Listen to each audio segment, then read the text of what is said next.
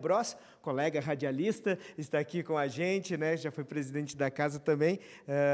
Vereador, o senhor tratou de alguns prêmios que as secretarias da administração atual estão recebendo, por exemplo, do Terreno é Meu, da Secretaria de Urbanismo, que leva água, né, para o interior do município do Samay, e também a questão do atendimento subsidiado, né, o cuidado do idoso subsidiado que tem através da FAS e que recebe recursos. O senhor salientou também a importância dos recursos que são encaminhados pelo imposto de renda, pode ser aí destinado até 6%, né, de pessoas físicas e também as pessoas jurídicas. A gente não aproveita todos os recursos que estão à disposição, até um mínimo, assim podemos dizer, que ainda é repassado para as entidades como a dos idosos que são beneficiadas. Bom dia.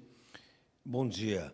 Bom, eu estou muito feliz porque a construção do projeto Cuidado Subsidiado teve muitas mãos e nós também, em 2023, lutamos muito para que viesse para essa casa, com muitas reuniões com a FAS, e em dezembro foi aprovado. Hoje nós temos 27 idosos sendo assistidos. E se fizermos uma média do custo, dá em torno de menos de R$ 3.000. E quando a FAS compra uma vaga para colocar um idoso, chega quase a R$ 5.000. Então, é uma economia para o município. Nós precisamos incentivar que as declarações de imposto de renda, as pessoas façam a destinação que vai para esse fundo.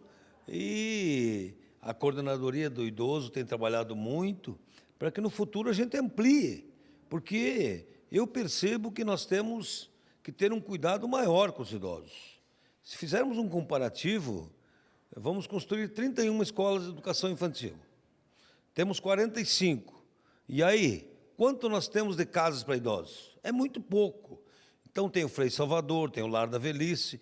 O cuidado subsidiado, onde o idoso fica na sua casa, onde alguém da família, ou um vizinho, ou um parente recebe um salário, é economia para o município. Ele não cai, ele vai tomar o remédio na hora certa, e é questão de dignidade para quem construiu a nossa cidade. Vereador, obrigado pela sua participação, um bom trabalho. Bom trabalho, e quem sabe daqui uns 30, 40 anos também eu esteja nessa parcela, né, de idosos, né? Quem sabe, né? Quem sabe estaremos juntos, né, vereador? Um abraço, valeu. Obrigado, vereadora.